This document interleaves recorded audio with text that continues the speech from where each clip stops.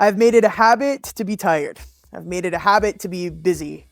I believe deep in my core that rest is good, and I believe deep in my core that silence is important and solitude is good. But my productive brain says if I am not productive, if I'm not tired, then I didn't work hard enough. And I really think that's where we're meeting Elijah in 1 Kings 19. He has done everything he can do. He's laid his life on the line. He has seen miraculous things happen. He's called fire down from heaven. He's spoken to the people like God has called him to do, and they have rejected him completely, and he runs away and he is ready to be done. He tells God, enough is enough. I'm done with this.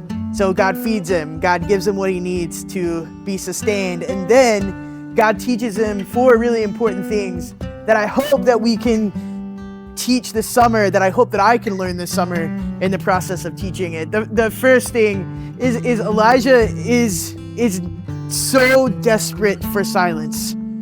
All he's heard is noise. All he has heard is complaint. All he has heard is that it's failing and nothing is working the way he has been called for it to work. He gets this call from God and expects it all to be easy and perfect, and nothing has been as he thought it would be. And so God gives him an opportunity to restore his body, to restore his mind, and to restore his soul. And when he's depleted by his performance, he is desperate for rejuvenation. I think we get to do that at camp. It's all performance based outside of camp, and hopefully, at least my prayer is that when we get to camp, performance can be set aside and we can just bring our full selves and just enjoy one another and love one another in a really powerful way. We can be depleted by performance, but hopefully at camp we can be restored by silence and retreat. I think another thing is the spectacular had stopped working with Elijah.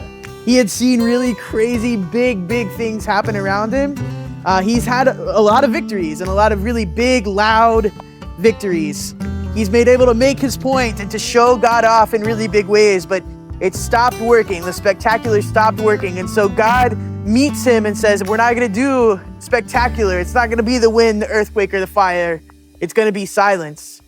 It's going to be the whisper that brings this new life into you to go and to do better ministry. And I hope that we can teach that. The world is so loud, and we have seen big, loud, beautiful things happen.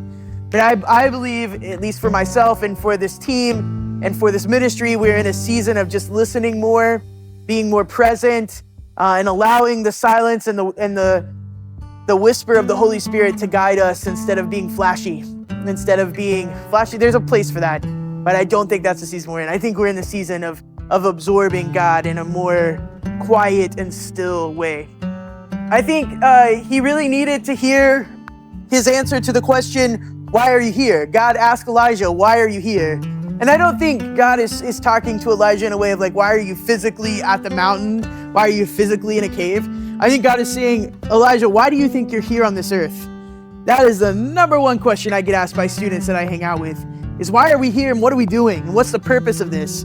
And we expect there to be some loud, blinking light, marquee answer to that question. And the truth is we have to come up, we have to be still and quiet and spend enough time with God for that answer to come from within us and not be flashing out in front of us.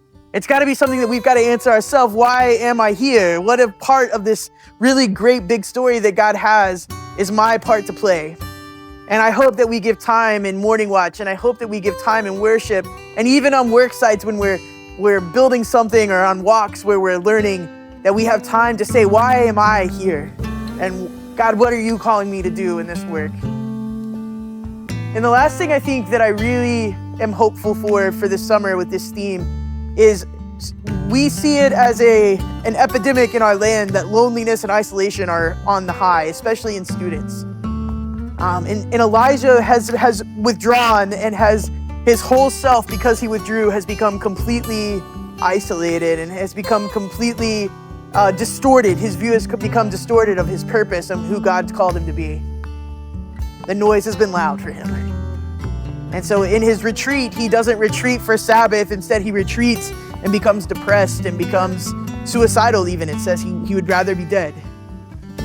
And I think that that's a real conversation that is happening amongst our students and amongst people all around us that it just feels too big sometimes. And I hope, and my prayer is that we can offer a different solution, that being alone is not the way, that we have to have community. We have to trust God, that our mind will always trick us unless we are connected to the Lord and allowing the Holy Spirit to guide us and to speak through us. And so there's a lot of reasons that I think silence and this whisper theme is so important, but this might be the biggest one, is that this idea of quieting the negative voice in our head and allowing the Holy Spirit and truth to be what we hear when we're alone. And I know that that's really hard to do. And so, listen, we can't do that in a week. We've never been able to do that in a week, but we do have the opportunity, hopefully, to plant seeds and to cultivate something really beautiful in these students and in ourselves as we lead. And so we just continue to ask you for prayers as we roll this out. Thank you so much for paying attention this long and listening. And I hope that it gives you things to pray about as we move forward.